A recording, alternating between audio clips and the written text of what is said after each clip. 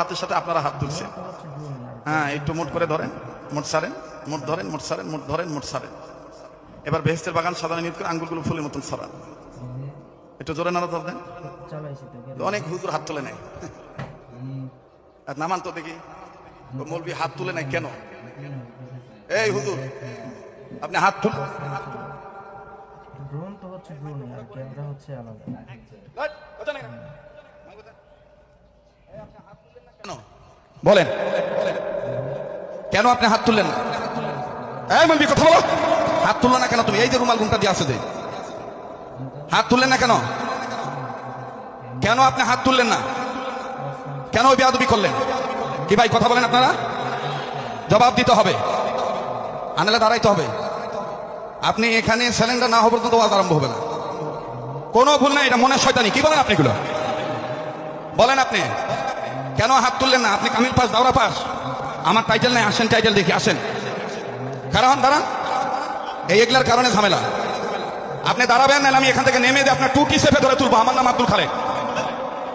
দাঁড়ান আপনি, এটা আমার মায়ের দেশ। আপনি দাঁড়াবেন, আর নাহলে আমি কিন্তু এখান থেকে নেমে দিয়ে আপনাকে ধরবো। আপনি কেন বেয়াদবি করলেন? আমি বলছি খাবার ধরা হাতের সাথে হাত তুলতে। এখানে সবাই আমার বাপ বয়সী সবাই আছে। কি ভাই, আপনি কেন গারপিয়ালু করে কেন আপনি হাত নামায় রাখলেন?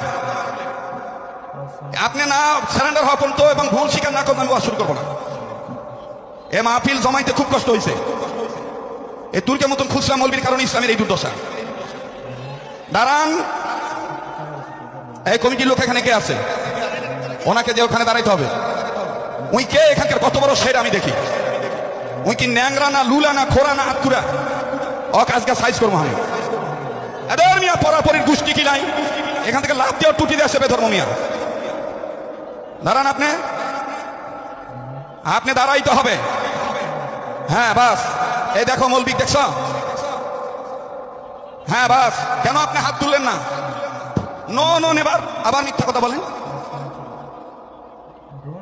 আবার ভাই আপনি উল্টা কথা বলবেন না। না তুলে খারাপ কিছু করেন, আপনি আবার সাই দিচ্ছেন কেন? না অবশ্যই আপনার হাত তোলা ঠিক আছে, উনি হাতই তুলে নাই। আবার না তুলে মানে কেন তুলবে না? এখানে আমরা সবাই আপন, এখানে কেউ কারো দুশ্মন নয়। আপনি আবার অন্যায়কে সাপোর্ট দেন কেন? বসেন, আজকে তো মাইক নিয়ে দাঁড়াইছি, দাঁড়াই ওয়াজ করবো। বসেন ভাই, সবাই বসেন। এখন আপনাদের কাছে আমার একটা প্রশ্ন।